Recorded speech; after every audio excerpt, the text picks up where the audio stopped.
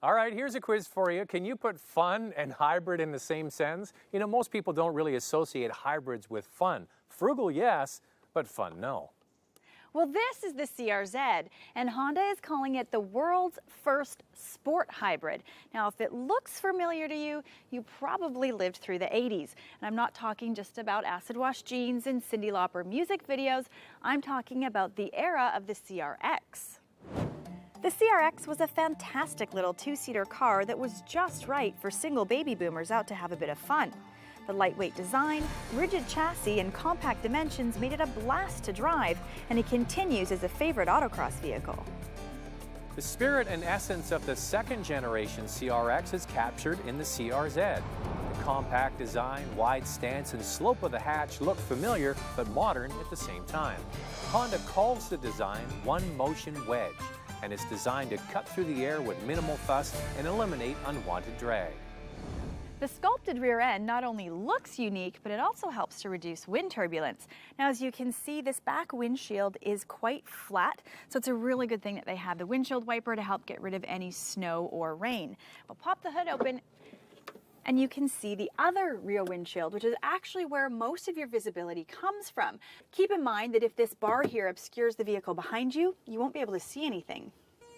The open hatch is easy enough to access, and the cover can be moved to hide the cargo. The back, where there should be seats, are more like cargo trays. They fold down to provide even more room.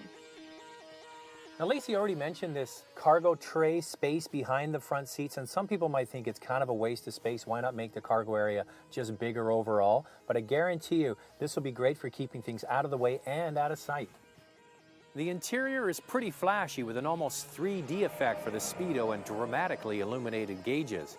The radio is rather far away, but the driver does have redundant radio controls on the steering wheel. Unlike the Honda Insight Hybrid, this vehicle looks and feels well put together and not cheap. Hey, big boy, nice car. Thanks. There's no back seat, though. Better luck next time. I got a tray. I got storage. I'll get an Insight.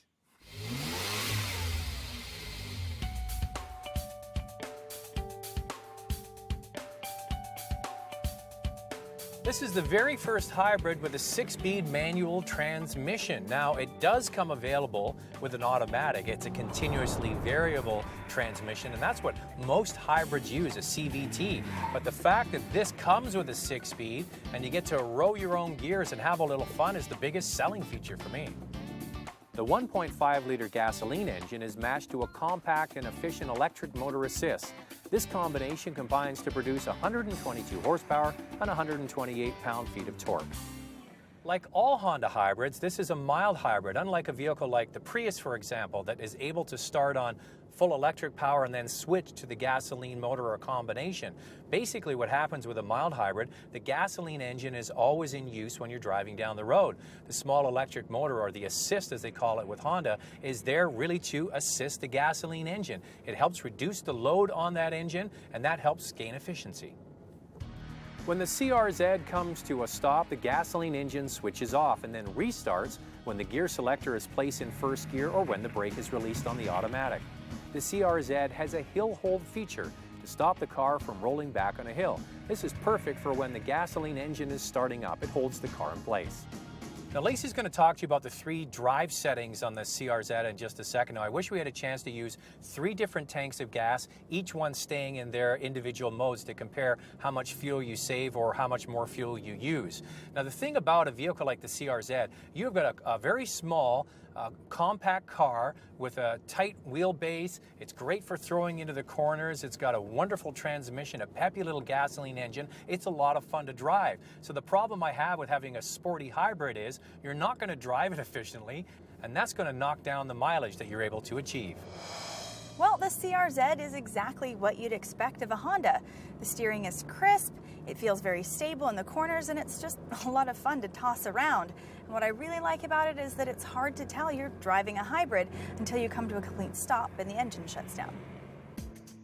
On the dash are 3 driving modes that reflect the driver's thriftiness or sportiness.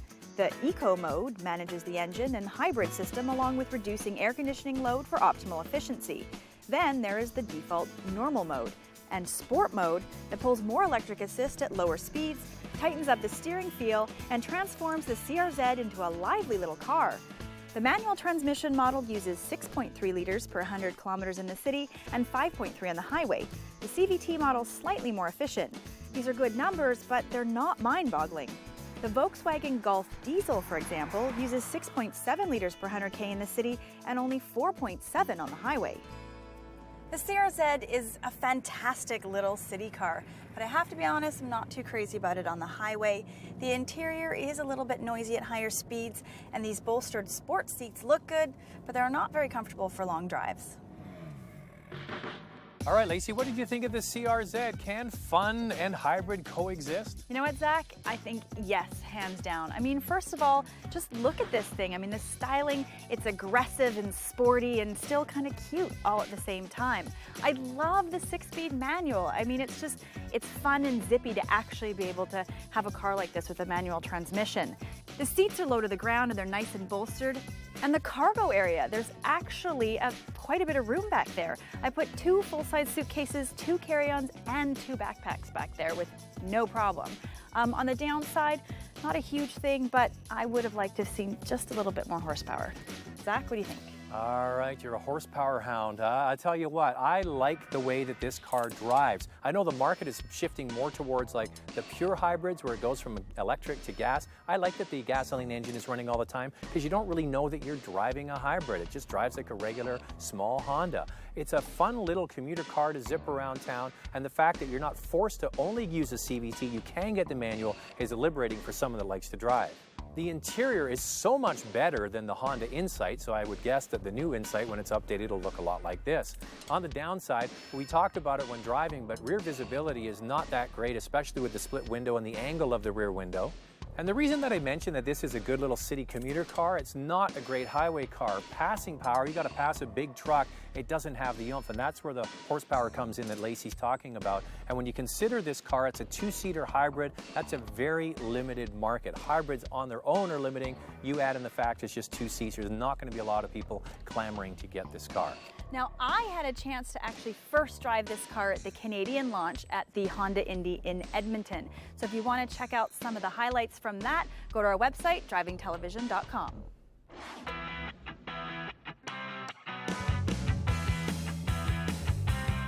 Can't get enough of automotive news and updates? Then visit our website for web-only features. We're at drivingtelevision.com.